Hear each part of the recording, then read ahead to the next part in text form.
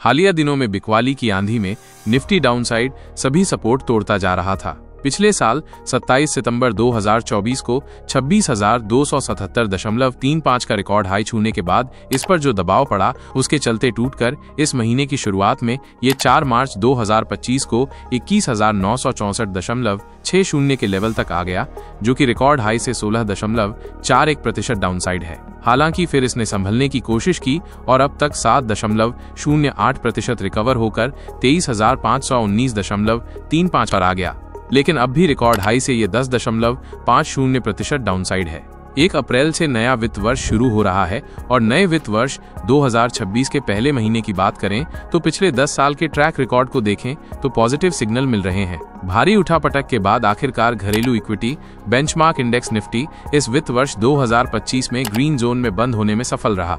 अब आगे की बात करें तो कल 1 अप्रैल से नया वित्त वर्ष शुरू हो रहा है और नए वित्त वर्ष 2026 के पहले महीने की बात करें तो पिछले 10 साल के ट्रैक रिकॉर्ड को देखें तो पॉजिटिव सिग्नल मिल रहे हैं, क्योंकि पिछले 10 साल के अप्रैल में 7 बार निफ्टी ग्रीन रहा है। मार्केट की तेज गिरावट के चलते वैल्यूएशन आकर्षक होने, विदेशी निवेशकों की वापसी और इकोनॉमिक ग्रोथ में सुधार के चलते इस बात की उम्मीद बंधी है कि अप्रैल महीने में भी मार्केट की मौजूदा तेजी का माहौल बना रहेगा।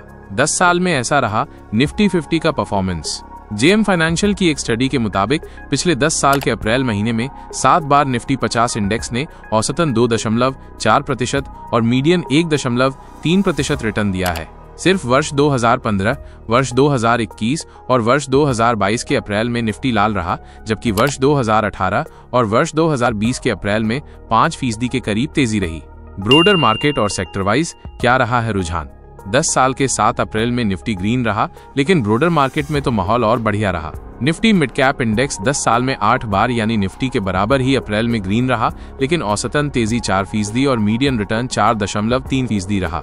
सेक्टर वाइज बात करें तो 10 में से 8 बार के अप्रैल महीने में मेटल्स ने औसतन 7%, ऑटो ने 4.9%, एनर्जी ने 4.6% और सीपीएसई ने 3.6% रिटर्न दिया है। बैंक्स और एफएमसीजी के निफ्टी इंडेक्स 7 बार के अप्रैल में ग्रीन रहे और निफ्टी बैंक ने औसतन 3.4% और निफ्टी एफएमसीजी 2% रिटर्न दिया। सबसे बुरा परफॉर्मेंस निफ्टी आईटी का रहा, जिसने 10 में से 7 बार के अप्रैल में -1% का औसतन रिटर्न दिया है।